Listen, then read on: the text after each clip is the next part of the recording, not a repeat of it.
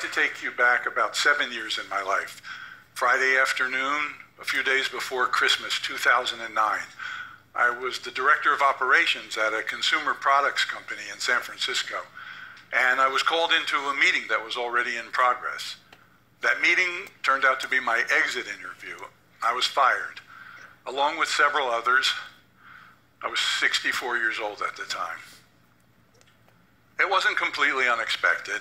I signed a stack of papers, gathered my personal effects, and left to join my wife, who was waiting for me at a nearby restaurant, completely unaware. Fast forward several hours, we both got really silly drunk. So, 40 plus years of continuous employment for a variety of companies, large and small, was over. I had a good network, a good reputation. I thought I'd be just fine. I was an engineer in manufacturing and packaging. I had a good background. Retirement was, like for so many people, simply not an option for me. So I turned to consulting for the next couple of years without any passion whatsoever. And then an idea began to take root, born from my concern for our environment. I wanted to build my own business, designing and manufacturing biodegradable packaging from waste, paper, agricultural, even textile waste, replacing the toxic disposable plastic packaging to which we've all become addicted. This is called clean technology, and it felt really meaningful to me. A venture that could help to reduce the billions of pounds of single-use plastic packaging dumped each year and polluting our land, our rivers, and our oceans, and left for future generations to resolve. Our grandchildren, my grandchildren. And so now, at the age of 66, with 40 years of experience, I became an entrepreneur for the very first time.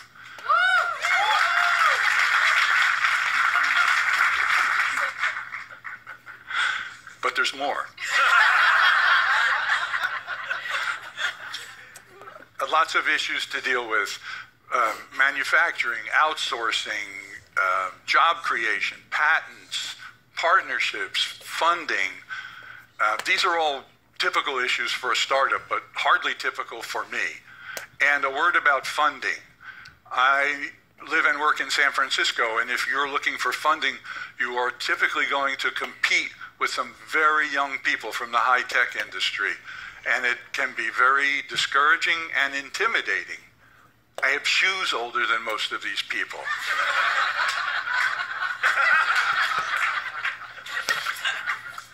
I do. But 5 years later, I'm thrilled and proud to share with you that our revenues have doubled every year. We have no debt. We have several marquee clients.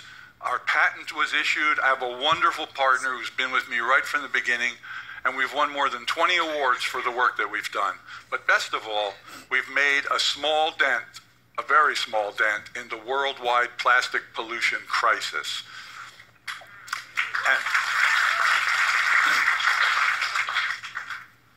And I am doing the most rewarding and meaningful work of my life right now. And I can tell you there's lots of resources available to entrepreneurs of all ages, but what I really yearned for 5 years ago was to find other first-time entrepreneurs who were my age. I wanted to connect with them.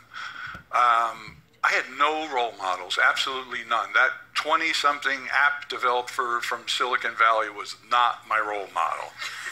I'm sure he was very clever.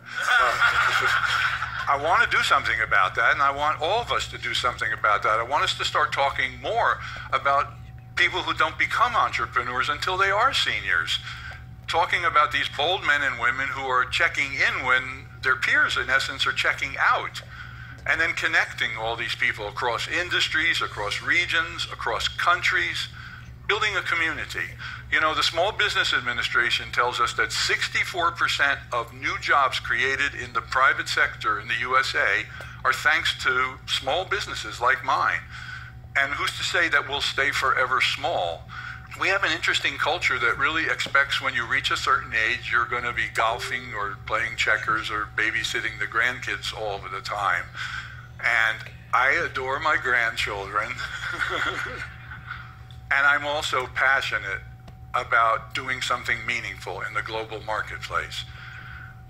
And I'm going to have lots of company. The Census Bureau says that by 2050, there will be 84 million seniors in this country. It's an amazing number. That's almost twice as many as we have today. Can you imagine how many first-time entrepreneurs there will be among 84 million people? And they'll all have 4 decades of experience. So when I say let's start talking more about these wonderful entrepreneurs, I mean, let's talk about their ventures just as we do the ventures of their much younger counterparts. The older entrepreneurs in this country have a 70% success rate starting new ventures. 70% success rate. We're like the Golden State Warriors of entrepreneurs. And that number plummets to 28% for younger entrepreneurs. This is according to a UK-based group called CMI. Aren't the accomplishments of a 70-year-old entrepreneur every bit as meaningful, every bit as newsworthy as the accomplishments of a 30-year-old entrepreneur? Of course they are. That's why I'd like to make the phrase 70 over 70 just as commonplace as the phrase 30 under 30. Thank you.